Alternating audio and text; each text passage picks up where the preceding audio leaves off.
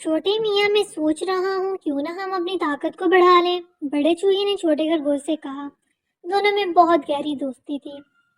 بھائی جان، میں سمجھا نہیں تم کہنا کیا چاہ رہے ہو؟ چھوٹا خرگوش کان ہلاتے ہوئے بولا۔ چھوٹے میاں، کل رات جب بندر تمہارے ہاتھ سے گاجر چھین کر بھاگ گیا تو مجھے بہت افسوس ہوا۔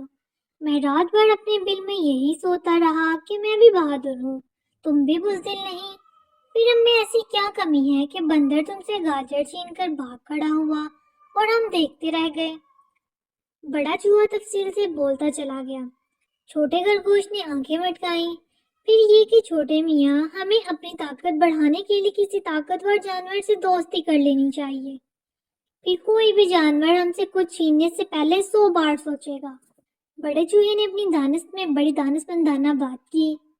چھوٹا خرگوش اپنے دوست بڑے چوہے کی بات سن کر ایسے زور زور سے ہنسنے لگا جیسے اس نے کوئی لطیفہ سنایا ہو۔ چھوٹے، تم میری اتنی سنجیدہ بات کا مذاق اڑا رہے ہو؟ جاؤ، میں تم سے نہیں بولتا۔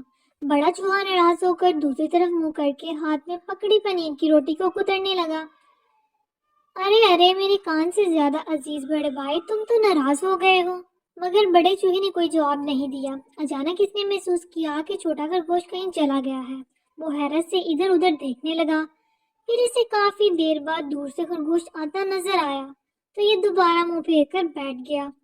اچانک اس کے کان کے قریب چھوٹے خرگوش کی آواز آئی، یہ دیکھو، میں تمہارے لیے کتنا بڑا اور بالکل تمہاری طرح خوبصورت گفٹ لایا ہوں۔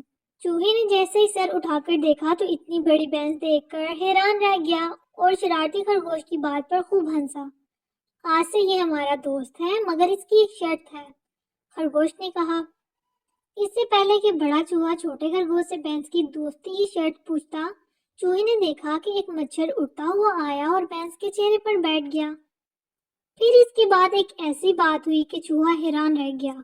اس نے دیکھا کہ بینس خوف کے مارے اچھل رہی ہے، پھر ادھر ادھر بھاگنے دوڑنے لگی ہے، پھر بھاگتے بھاگتے وہ ایک نہر میں چھلانگ لگا کر گوتے لگانے لگی۔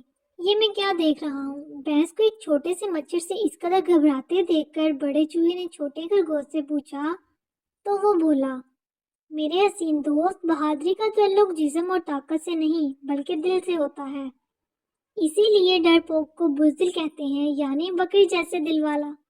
اب اس بینس کو ہی دیکھ لو، کتنی طاقتور ہے مگر حد درجے کی بزدل ہے، حتیٰ کہ جب اسے مچھر کاٹ لے تو بھاگ کر پانی میں گوتے لگانے لگتی ہے۔ اسے تو ڈوب مرنا چاہیے۔ واقعی اس بزدل سے تو میں کبھی دوستی نہیں کروں گا۔ ارے ہاں، یاد آیا، اس نے اپنی دوستی کی شرط کیا رکھی تھی بھلا؟ بڑے چوہے کو بولتے بولتے ایک دم وہ شرط یاد آ گئی تو اس سے پوچھا، بینس نے یہ شرط رکھی تھی دوستی کی کہ تم اسے مارو گے نہیں۔ چھوٹے خرگوش نے شرط بتائی اور پھر دونوں خوب ہنسنے لگے۔